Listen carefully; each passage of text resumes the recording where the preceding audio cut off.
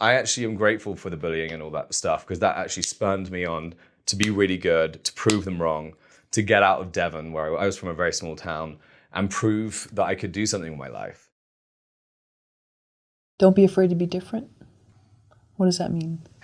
Um, don't be afraid to be different. I think we often feel we have to conform to what society wants us to be, or family wants us to be, or but being yourself, everyone else is taken. So being yourself is it sounds so easy, but it's actually not, because I think we have all these different masks based on trauma or based on things that we've been told aren't great. But I think the more we can take them off, the more we can celebrate our true self. And I think a lot of healing comes from sharing that. You're as dirty as your secrets. So I think if you can be brave to be bold and daring, you'll be rewarded for it, and it will feel better. I think we sometimes create a box that we have to put ourselves in, and that's ourselves putting ourselves in. So I think if we can, dare to be different, I think it's important. And in any profession. You talked about being bullied when you were younger, and I think that's maybe a common thing that people who are creative go through, because they do have a different way that they look at the world, and maybe it's threatening to other people. I don't know what the reasons are, but how long did it take you to feel okay that I don't have to fit in, I can if I want, I choose to be me?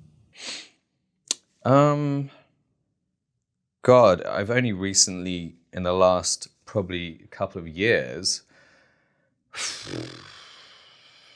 realized that I'm actually okay being me. I think I started getting bullied when I was about 8 years old, and I didn't even know really why it was happening. It wasn't, I just thought I was different and there was something wrong with me.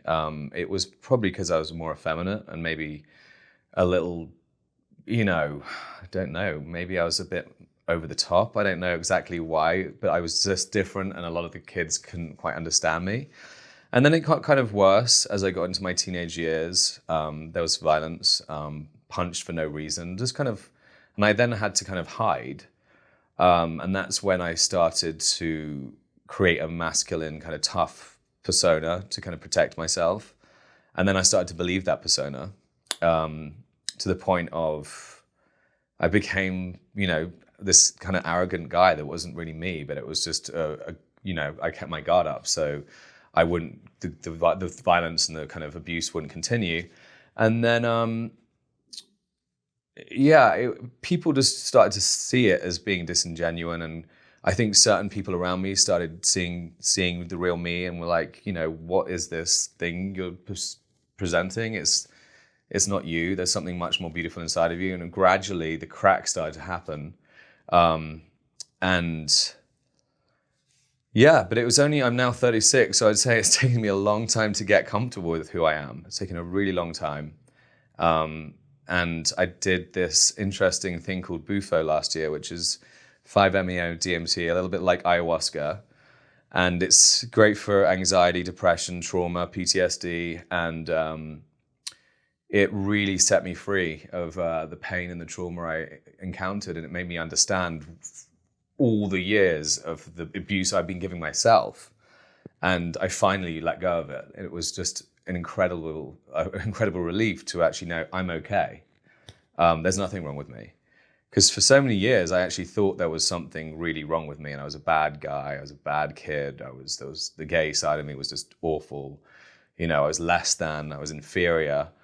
And just living with that on a day-to-day basis, I didn't really think it was affecting me, but it must have been affecting me in a really significant way. My behavior I was acting out, numbing myself with alcohol, drugs, toxic relationships.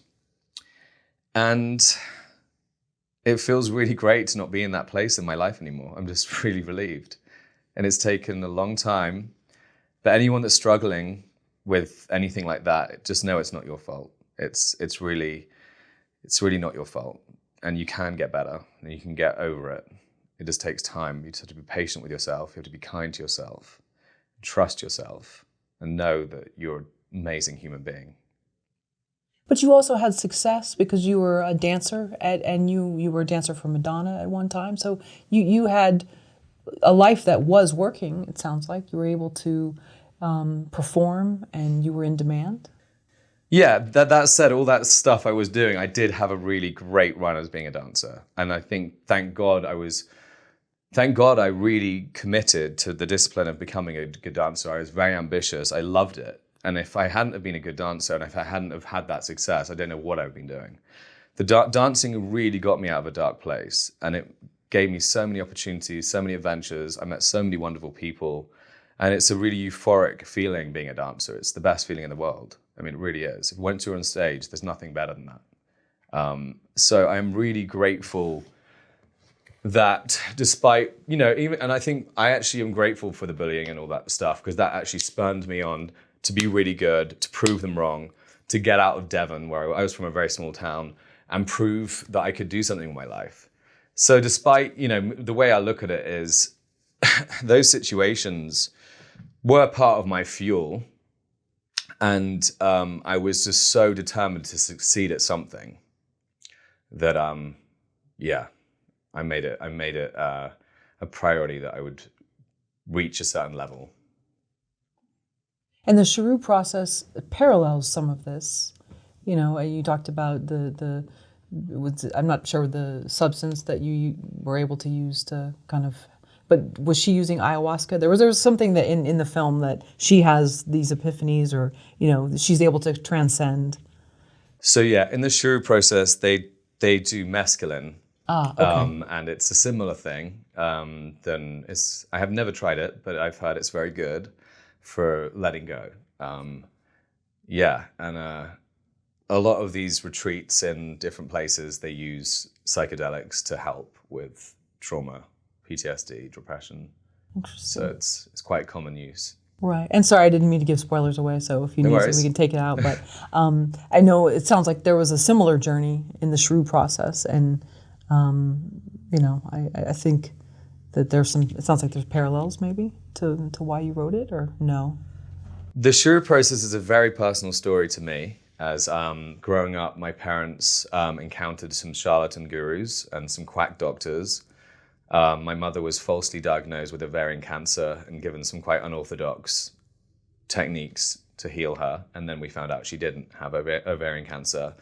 The doctor actually was not your doctor. He ended up going to jail for sexual abuse, and he's still in jail. And growing up, they encountered other people I come from a very new age town.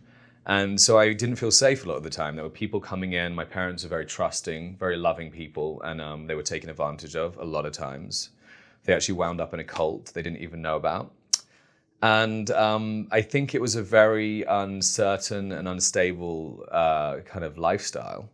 And I just,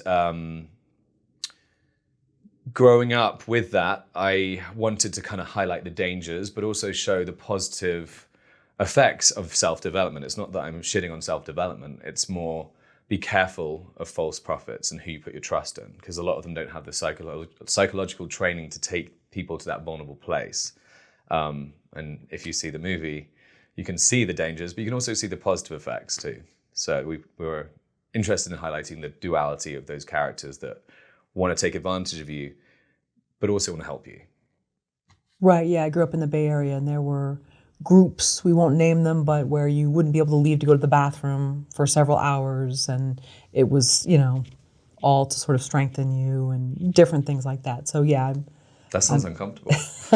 Yeah, I'd hate to see the line for the bathroom after it, you were told you could go, but yeah, so I realized because you want to believe, you can be seduced by individuals like that. They kind of tell you what you want to hear. They're very intuitive. But yeah, you can definitely fall prey, as we're seeing with different documentaries and things. Yeah, and we're now being commoditized on social media, so they can actually find out how to target you. So it's a whole new wave, and especially coming out of COVID, with people, looking for help. There's a lot of, unfortunately, dangerous predators in that field that don't really have the skills they present.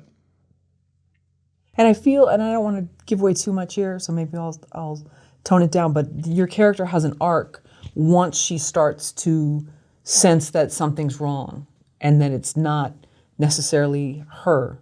So it seems like the fingers are being pointed at her, but then she starts to have more of an arc once she discovers there's trouble in paradise.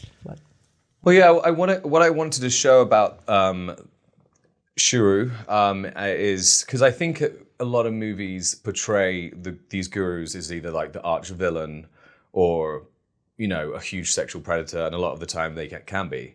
But I wanted to show a very realistic, charismatic guru type, the hipster kind of guru, which now is a lot of them, and just show that it's not black and white, because it never is completely black and white, because everyone in the retreat does have a really positive experience.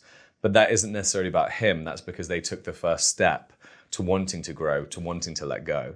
So it's kind of showing that if you want to grow, if you want to change, you can do it. It's within you. You don't necessarily need to go on a get rich weekend or a retreat to start the work.